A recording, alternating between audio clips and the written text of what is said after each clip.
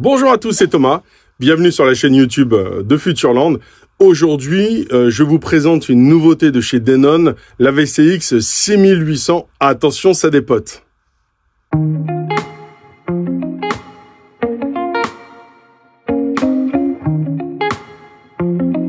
Nous voici donc en présence d'une énorme nouveauté. En avant-première du coup, le nouveau Denon AVCX 6800. Voilà, ça fait déjà plusieurs mois que Denon retravaille toute sa gamme d'amplis intégrés home cinéma. En commençant par le 1800, en allant jusqu'au maintenant 6800, en passant par le 2800, 3800, 4800. Son petit frère, enfin du moins l'ancêtre du 6800, le 6700 était déjà au catalogue depuis 3 ans. Et il s'agit en fait du dernier produit de la gamme qui, pour le moment, n'avait pas encore été retouché. Donc on est bien en présence du coup d'un produit dans la lignée du 6700, c'est-à-dire un 11 canaux intégrés avec toute la qualité d'assemblage et des composants qu'on connaît à Denon sur cette gamme de produits, avec le savoir-faire et surtout les nouveautés qui ont été implémentées dans les autres produits, donc de gamme inférieure, et on va voir un petit peu si la mayonnaise a aussi bien pris qu'avec les autres produits. Alors chez Denon, quand on parle de nouveautés, c'est pas forcément dans tous les sujets, sur tous les aspects du produit, d'accord? Donc esthétiquement parlant, Denon, contrairement à son cousin Marantz qui a décidé de renouveler complètement l'esthétique de ses produits, Denon a joué la carte de la sécurité. Ok, donc on est toujours du coup sur un produit, voilà, très sobre, pas de fioritures, une robe noire très classique, ok, qui n'est pas sujette aux traces, etc. Donc c'est plutôt toujours très bien fait, c'est toujours bien fini. Évidemment, ce produit est disponible aussi en silver, en plus du coloris black. On retrouve toujours les deux gros boutons caractéristiques des produits en général. Un écran assez large, voilà, qui est très lisible. Alors, on pourrait peut-être aussi noter effectivement que par rapport à certaines marques, l'écran, bien qu'il soit très lisible, manque un petit peu de modernité. Voilà, c'est vrai que voilà, certains affichent des informations de manière encore plus claire quand on est dans le canapé. Voilà, mais ce qui est par contre très intéressant, c'est qu'on a vraiment toutes les informations. Ce qui est aussi d'intéressant, c'est toujours ce volet qu'on peut basculer, dans lequel on peut retrouver toute une partie de boutons. Voilà. Contrairement aux gammes inférieures où on va se retrouver avec des boutons visibles. Voilà. Là, on cache, c'est propre, c'est nickel. On passe à la vue arrière. Alors maintenant, si on regarde l'arrière du produit, il n'y a pas non plus énormément de nouveautés. Par contre, voilà, c'est toujours assez impressionnant, je trouve, de regarder la partie connectique d'un produit assez haut de gamme. Et en l'occurrence, moi, ça me fait toujours un peu cet effet-là, et surtout sur ce produit-là, le 6800. Voilà, et je pense qu'un utilisateur qui n'a pas l'habitude d'avoir un produit 11 canaux, avec toute la connectique qui va avec, peut être vite impressionné, ok? Mais par contre, on s'aperçoit que tout est bien pensé. Okay, ça, c'est vraiment quelque chose que j'aime beaucoup chez Denon Marantz. C'est qu'au niveau des faces arrière, en fait, tout est clairement indiqué. Vous ne pouvez pas vous tromper. Ou alors, vous faites exprès, mais sinon, voilà, c'est vraiment facile à utiliser et à brancher. On va les passer en revue assez rapidement. Alors, évidemment, on a des entrées numériques et analogiques hein, sur cette partie-là. Ce qui est très important, c'est la partie HDMI. Alors vous allez me dire, oui, bah maintenant tous les amplis ont des entrées-sorties HDMI. Oui, là ce qui est super bien, c'est qu'en fait, Denon a pris en fait la partie PCB, donc c'est la carte électronique de gestion HDMI qui est dans le Denon A1H. Le haut de gamme, le très haut de gamme de chez Denon. Et en fait, du coup, ils l'ont intégré dans ce produit, le 6800H. Donc, en plus d'avoir résolu, voilà... Des compatibilités HDMI, etc. En fait, depuis maintenant, avec toute cette nouvelle gamme Denon, voilà, ça marche super bien. La gestion de l'EDID est parfaite. Voilà, c'est parfait. Donc, évidemment, toutes les prises sont HDMI 2.1. On a 3 sorties HDMI, ok, dont 2 qui sont aussi en HDMI 2.1. Voilà, donc vous avez de quoi faire. Il n'y a pas de problème de ce côté-là. À côté des HDMI, alors là, pour le coup, en fait, j'ai trouvé ça assez étonnant et au final, très bien pensé. On a 2 entrées S-Vidéo, plus des composites. Et notamment, pour toutes les personnes qui aimeraient du coup brancher une source un petit peu old school, on pense au rétro gaming, ou voilà, on peut du coup insérer de la vidéo analogique. Et ça, c'est super bien. Ça, c'est quelque chose vraiment qui serait intéressant de voir un peu sur d'autres produits moins haut de gamme. Parce que, surtout pour le rétro gaming, je trouve que c'est vraiment quelque chose de pertinent. Évidemment, on a toute la partie, du coup, pré-out. Ce produit, les 11 canaux amplifiés. Mais la partie pré-out vous permet de faire un 13 canaux. Très intéressant. Ensuite, on finit, du coup, avec 4 sorties sous-woofer. J'ai dit bien 4, comme les autres produits de la gamme. Maintenant, on est capable de gérer 4 caissons, avec notamment un positionnement avant, arrière, droite, gauche. Ça aussi, il était temps que ça arrive et c'est vraiment une excellente nouvelle sur ces produits, surtout que c'est plutôt bien géré. Et enfin, on a donc toute la ribambelle des borniers haut-parleurs qui sont toujours voilà, d'une bonne qualité. Voilà, il n'y a pas de souci de ce côté-là. Voyons maintenant ce qu'il a dans le ventre. Avant de parler un peu des entrailles de la conception vraiment matérielle de cet ampli, je vais passer assez rapidement en revue toute la partie compatibilité audio et vidéo. Évidemment, en 2024, on attend à avoir un ampli compatible avec tous les codecs. C'est le cas. Bonne nouvelle. C'est-à-dire que sur la partie vidéo, évidemment, vous avez toute la partie 4K, 8K, 4K 120 images secondes, 8K 60 images secondes, même si encore c'est pas forcément exploité, mais au moins ça l'est, c'est compatible. Et bien sûr, tous les systèmes HDR reconnus, HDR10, HDR10+, le Dolby Vision évidemment, le HFR, etc. Donc de ce côté-là, il n'y a pas de souci. Au niveau du son, c'est la même chose. On est vraiment sur les compatibilités la plus totale. Évidemment, Dolby Atmos, DTS:X, mais également, à partir de cette gamme, on est sur une compatibilité également Auro 3D. Pour ceux qui veulent s'amuser effectivement avec des effets supplémentaires et un peu différents, vous avez la possibilité de ce côté-là. Évidemment, c'est un ampli qui est connecté. Voilà, alors Ethernet ou Wi-Fi, toujours Wi-Fi 5. Ok, on n'est pas encore passé sur du Wi-Fi 6, mais toujours compatible du coup Wi-Fi 5. Chromecast, AirPlay 2 évidemment, Bluetooth et la petite application multi-room maison qui s'appelle EOS, dont on ne fait plus du coup la publicité tout simplement parce que c'est un système maintenant qui est bien connu, qui est rodé, qui fonctionne très bien. Voilà, nous c'est quelque chose chez les clients qu'on aime installer parce que les connexions sont fiables, les systèmes tiennent bien dans le temps, il n'y a pas de perte de connexion et c'est facile à installer. Donc bref, le EOS, nous on adhère complètement, évidemment. C'est intégré à l'intérieur, il n'y a pas de souci de ce côté-là.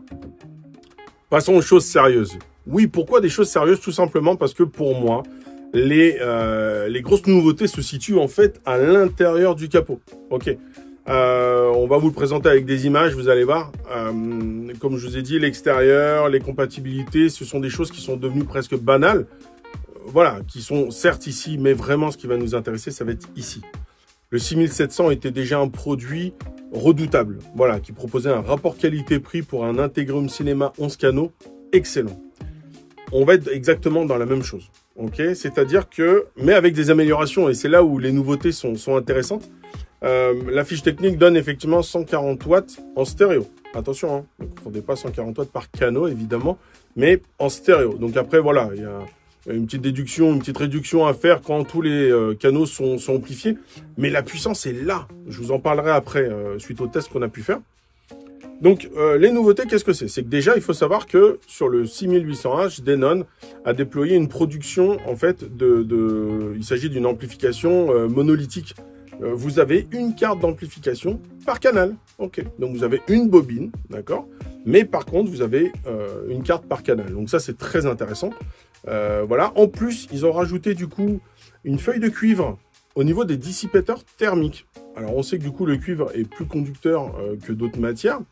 Et ça va du coup limiter la surchauffe des cartes d'alimentation. Okay, donc, éviter tous les petits soucis qu'on peut entendre quand un ampli finit par chauffer, voilà, comme la distorsion ou autre phénomène. Donc ça, c'est vraiment intéressant. Et ensuite, vraiment quelque chose de très, très intéressant. Il s'agit en fait de l'ajout en fait, d'un deuxième DAC. En fait, maintenant, on a 2 DAC intégrés. Des DAC haut de gamme de chez Sabre. Okay, il s'agit vraiment des DAC. Donc, du coup, maintenant, ils sont 2 à se partager du coup le travail de la conversion numérique analogique. Donc, au lieu d'avoir un DAC surchargé, du coup, maintenant, avec 2, voilà. Autre argument de vente maintenant sur tous les produits home cinéma intégrés, il s'agit du logiciel de correction acoustique intégré. Alors, Denon, tout comme du coup le cousin Marantz, utilise la licence Odyssey. Ça fait des années qu'ils utilisent et qu'ils font progresser du coup l'application et le système intégré. Alors, clairement, c'est quelque chose qui fonctionne vraiment bien, ok, mais surtout qui a l'énorme avantage d'être très facile à utiliser, très intuitif. Vous démarrez votre ampli, sur votre télé ou sur votre vidéoprojecteur, votre écran, vous avez du coup toute l'interface qui arrive. D'ailleurs, petite parenthèse, l'interface est comme les nouveaux produits également de chez Denon en 1080p. Excite la vieille interface moche, etc., qui faisait vraiment désuète. Ça y est, on a vraiment quelque chose de nettement plus lisible et de convivial. Voilà, fermeture de la parenthèse. Donc, on fait toujours confiance à Odyssey 32, qui est vraiment quelque chose de plutôt efficace et qui permet en plus de retoucher à la fois, en fait, une fois qu'on a fait la calibration, on peut même revenir dessus pour retoucher les distances, les gains, etc. Moyennant l'investissement d'une application Android ou Mac, on peut aussi du coup utiliser l'application qui permet de retoucher les courbes de Odyssey Multi-Q XT32. Donc pour ceux qui aiment jouer du coup et avoir un petit côté un petit peu plus technique, vous pourrez. Ça aussi c'est quand même un avantage certain. Autre possibilité avec la nouvelle gamme, c'est l'arrivée de la compatibilité avec Direct Live, qui est vraiment un système de calibration autre que Odyssey, d'accord, qui est un petit peu plus poussé, un petit peu plus technique, un peu moins convivial, il faut le dire aussi, mais surtout du coup pour les utilisateurs techniquement plus aguerris, qui veulent plus mettre les mains dans le cambouis. Ça nécessite par contre l'achat d'une licence et également d'un micro, parce que le micro intégré, qui est livré avec l'ampli, n'est pas compatible direct. Ok. Voilà. En tout cas, sachez que nous, on continue à la fois d'utiliser Odyssey et dans certaines configurations vraiment très atypiques avec des gros problèmes, des grosses contraintes acoustiques dans une pièce de vie, etc. Bah, parfois, effectivement, l'utilisation de Dirac est effectivement plus pertinente. Voilà. Alors, pour ceux qui nous suivent du coup à travers toutes nos vidéos, vous voyez, on est dans une pièce... on est dans la pièce Cannes de notre showroom, une de nos 3 salles de home cinéma. Et c'est dans cette pièce-là que nous avons décidé de mettre à l'épreuve ce nouveau Denon AVCX 6800H. Pourquoi? Premièrement, parce que nous avons plusieurs systèmes d'enceinte installés. Donc on a fait les premiers tests avec un premier système sur lequel est déjà branché son petit frère, le Denon AVCX 4800H, sur une configuration 5.1, d'accord, plutôt moyenne gamme, qui sonne déjà très très bien, ok. L'idée c'était que cette configuration, on la connaît très bien, on fait des démonstrations quotidiennement, et du coup, d'amener le 6800H sur cette configuration, on va tout de suite sentir les différences. Et ça a été le cas, évidemment. Alors, à volume modéré, je dois dire que voilà, la différence est assez subtile, ok. L'apport de puissance, le double DAC, etc. Toutes les nouveautés sur un volume modéré. Voilà, je vais être franc. Là où c'est très intéressant, vraiment, c'est quand on va commencer à pousser le volume.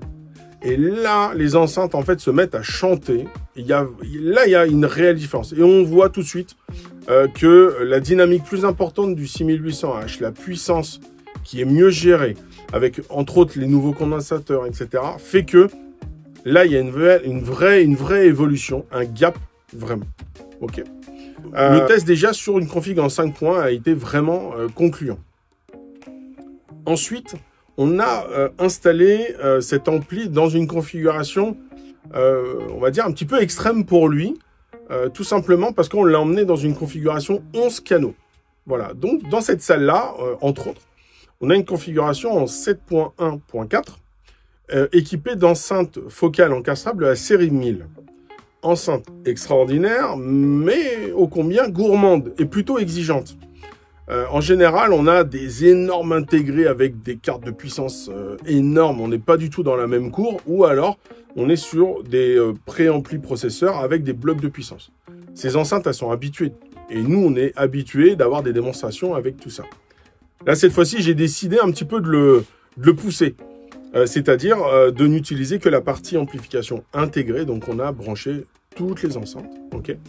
Et là, je dois dire que j'ai été surpris parce que je pensais qu'il allait assez rapidement s'essouffler. Et pour le coup, on a réussi à mettre un volume assez conséquent. Clairement, j'aurais sûrement pas regardé le film complet avec ce volume-là pour dire. Et ça marche. Et ça marche très très bien, vraiment. La bulle sonore est super bien gérée. Les effets, pareil. La spatialisation des effets est vraiment intéressante. On retrouve vraiment un son Denon avec une gestion des effets. Donc c'est très très bien. Et pour ma part, c'est vraiment validé. Parce que c'est pas tout le monde qui, pour le coup, a une configuration en 11 canaux avec des enceintes aussi gourmandes. En général, ces utilisateurs-là ont des blocs de puissance. Donc ça veut dire qu'une configuration avec des enceintes plus modestes, mais toujours en 11 canaux, le 6007, il assure comme une bête. Oui, croyez-moi. Donc c'est vraiment une réussite en tout cas. Pour conclure, je pense que vous avez compris que mes retours sur ce produit sont vraiment positifs, vraiment. Il manquait vraiment un élément dans ce renouvellement de gamme Denon avec ce 6800H. Le 6700 était vraiment pour moi un exemple type du produit efficace, puissant, évolutif. Mais il lui manquait toutes ces évolutions qu'on voyait sur les autres produits. C'est chose faite. Denon a enfin sorti cette mise à jour et je suis heureux. Nous, clairement, en fait, ça va faire partie des produits sur les salles en intégration également. Chose qu'on fait régulièrement et qui, pour nous, c'est vraiment intéressant d'avoir un produit sur lequel on va pouvoir compter. On connaît aussi, du coup, la fiabilité et surtout les ressources qu'apporte ce produit en termes de puissance, de dynamique, de compatibilité. Toute la partie HDMI, voilà, qui est vraiment efficace et fiable. Bref, c'est pour moi effectivement une mention très bien sur ce produit-là. Donc je vous le conseille, en tout cas. N'hésitez pas, si vous avez des questions suite à cette vidéo, n'hésitez pas en tout cas à nous appeler, à nous envoyer un mail, à commenter cette vidéo, etc. On y répondra avec grand plaisir. On reste aussi joignable à travers les réseaux sociaux, ok. Et puis voilà, on vous dit en tout cas à très bientôt pour une nouvelle vidéo. Allez, ciao.